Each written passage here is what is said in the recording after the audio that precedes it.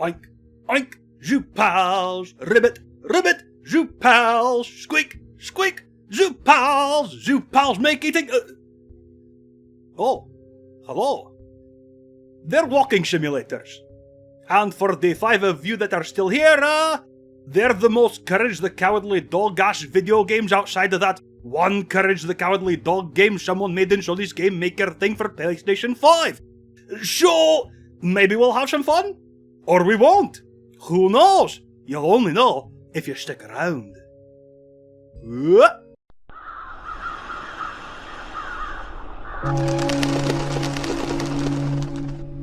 Ape Law, not to be confused with Dr. Zaius. Your conclusion is premature. Or even for a development studio that even exists anymore, decided in 2014 to run themselves a little Kickstarter for a 3-game project under the umbrella title Albino Lullaby. Notice how I said a 3-game project and the title of this video only includes 2 titles, and we're more than a decade out? I promise that's not important. It's perfectly safe to forget that. I am in no way attempting to mislead you in order to get you comfortable so that I can drop silliness on you later. I promise. Anywho, jumping the gun a little, they would of course follow the serious Sam route and tell the story kind of backwards through subsequent releases, launching their first game in September of 2015 to quite lofty praise from Rock Paper Shotgun and Polygon. These things are completely coincidental and in no way are indicative of things to come, as this shit launched in 2015, is fully VR supported, and is at the very least solid to boot. Solid enough, at least, and decent enough, at least, that I went ahead and checked them out a year later than I was actually intending to.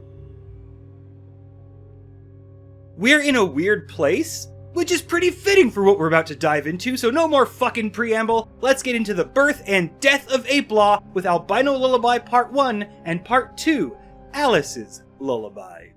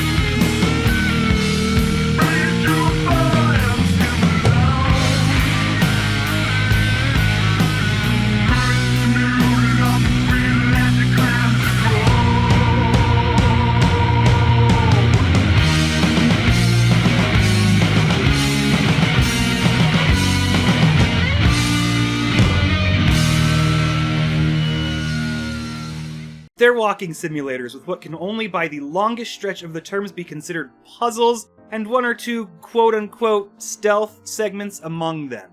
The gameplay gets literally as complicated as move to place, press E on the proper thing, or activate the Bubble Maker 9000. There is literally no reason to talk about the gameplay because it is the most bog-standard walking simulator gameplay ever, complete with the singular gimmick to fail at hiding the fact that it's a walking simulator. It's more about the aesthetic, the atmosphere, and the narrative playing out. So we're just going to move on, because you will see just how simple the gameplay is, and nothing I say can replace how blatantly it will be explained by the footage you will watch. And if you're just listening with your phone in your pocket, well, you're shit out of luck. I'm not going to waste my time explaining something you probably already know about this genre of game. There's no point, and if I had to choose between describing what qualifies as gameplay in this game or simply not making the video, I'd rather just move on with my life and have 3 months between uploads. We on the same page? Cool beans!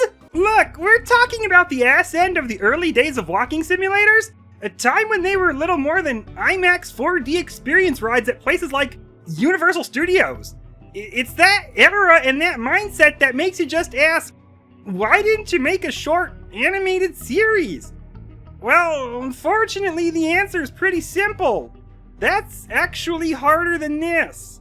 It's much easier to bypass all that storyboarding and pacing management by throwing in the most bare-bones token player interaction. Yay! Focus, camera. Thank you. Fucking autofocus, am I right? Goddamn. Oink, oink, zoo pals. Buzz, buzz, zoo pals. Quack, quack, zoo pals. Zoo pals. So, like, it's 2 games, and they're $15 each, and they cap out at 2 entire hours. And the gameplay is the most lacking of all walking simulators. You don't even get to do the pick up object and rotate it while someone narrates some dumb bullshit. And Ape Law no longer seems to exist, so it will probably never cost less than $15 each. And here's the fucking sad part. There's a lot of interesting stuff here, but none of it is worth the amount of money you have to spend to experience it. I don't even feel like retelling the story in chronological order like a Dark Souls lore channel, because it's still not very good. The game has a very interesting aesthetic, very neon creepy crayon drawing styles. There are some parts that are straight up surreal world building like you find in Courage the Cowardly Dog, including the story being explained to you on a theme park ride.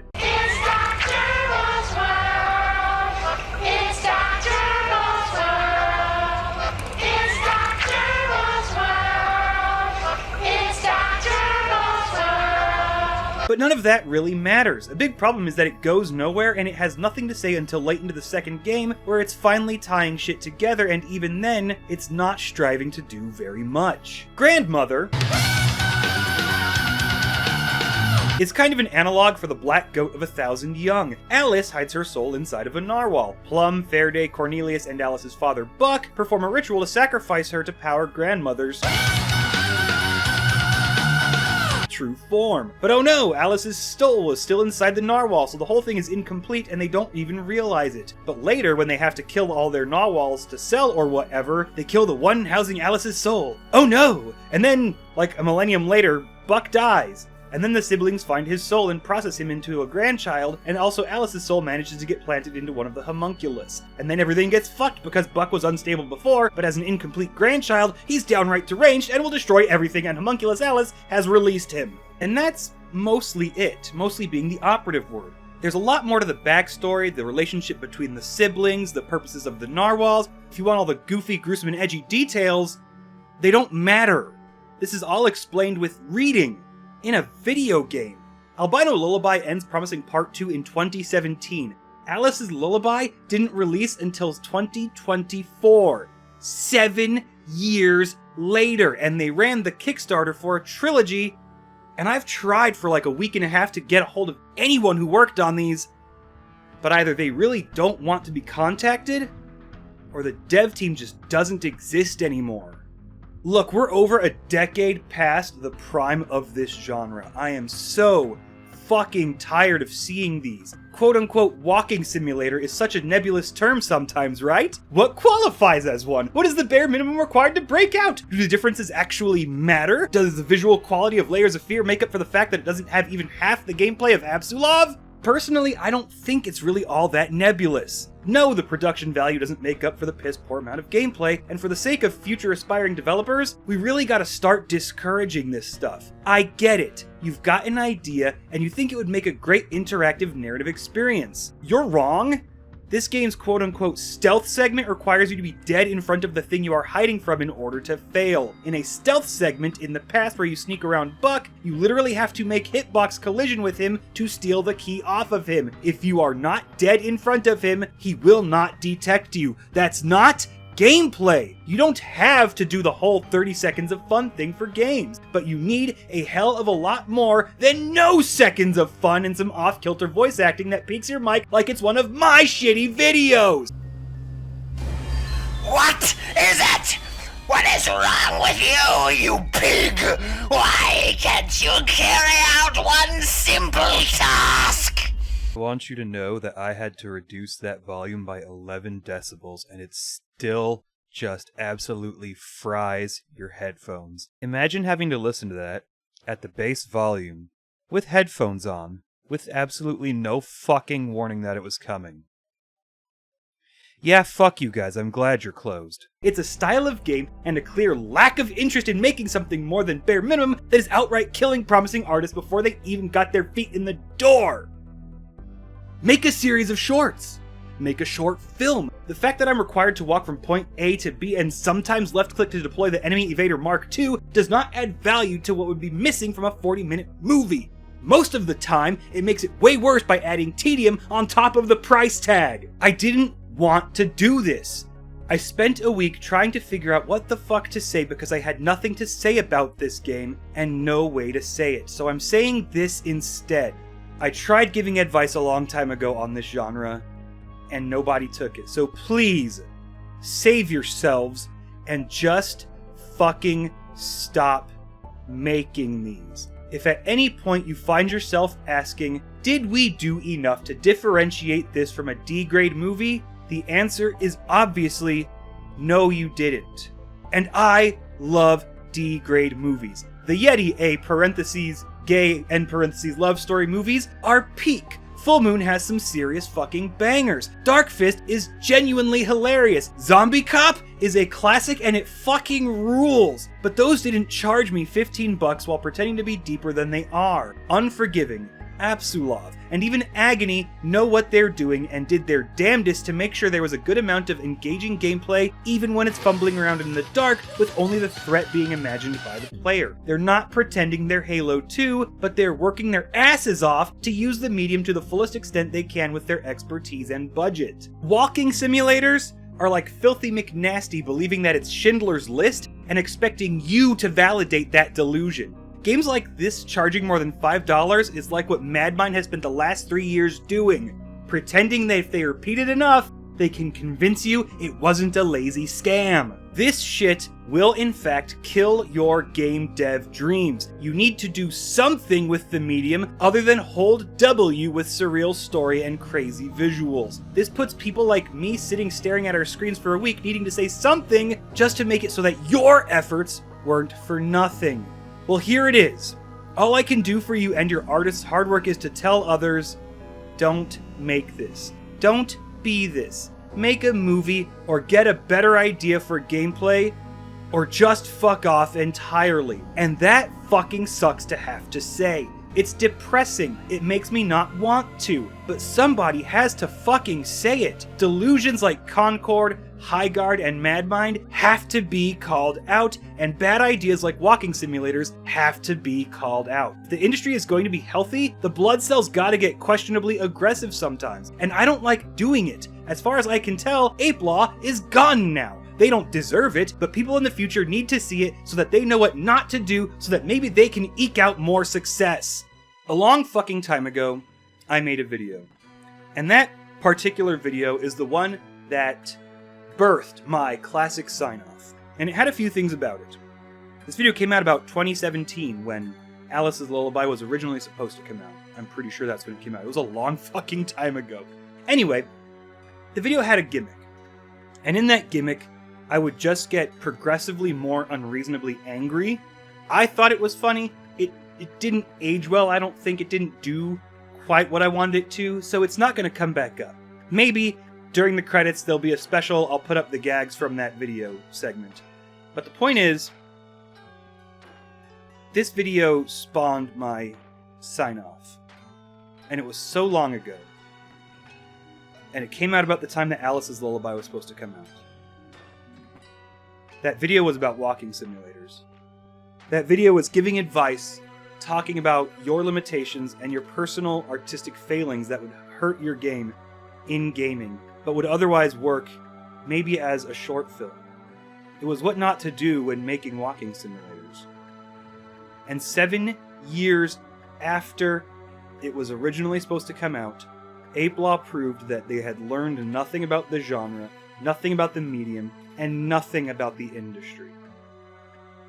I once tried to give advice on how to make walking simulators better, and now all I can do, long after that video, long after I've been spending nearly a fucking decade saying my classic sign-off phrase, all I can say is, never mind.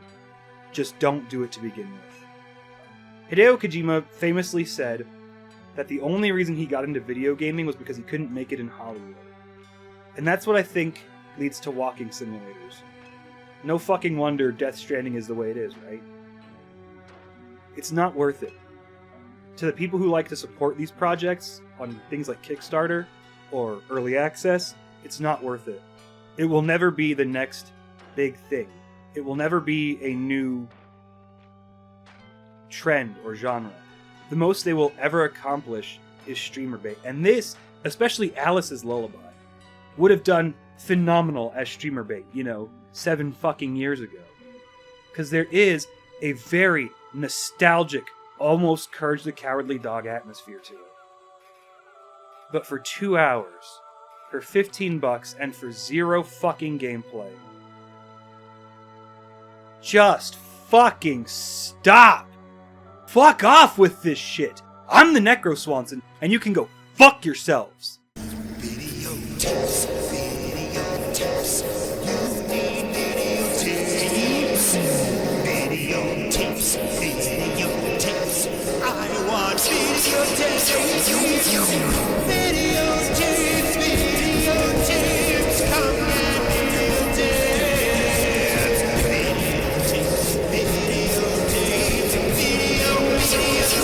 Videotapes. And now, the Crypt Revue presents Walking Simulators Be Like. Life. It has a way of getting to you. At my daughter's quinceañera, she admitted to us she was a lesbian, and she was none too pleased when I called it her coming out party. Dad jokes are just the kind of thing daughters will never understand. Especially when you're dead. What? Ruminating over the endless possibility of infinitesimal magnitudes on the quandary of non-quantic misdirection, I came to the hypothesis that I spent a long time saying nothing. My wife never loved me for my money. That would imply love is real. It's just a metaphor for, suicidal thoughts of a transgender, binary, queer, pansexual person. Or some stupid shit like that. I remember when Trump said he was going to build a wall and make Mexico pay for it. I'd pay money for him to come down and fix my damn fence. Barbed wire is pokey. That's where I lost my virginity twice to Macho Man Randy Savage. He said he'd call me in the morning, but both times it was just his intern checking up on me. I always wanted to be the very best, like no one ever was. Catching them was my real test. But training him, that was my cause. Oh, holy shit, I don't have feet!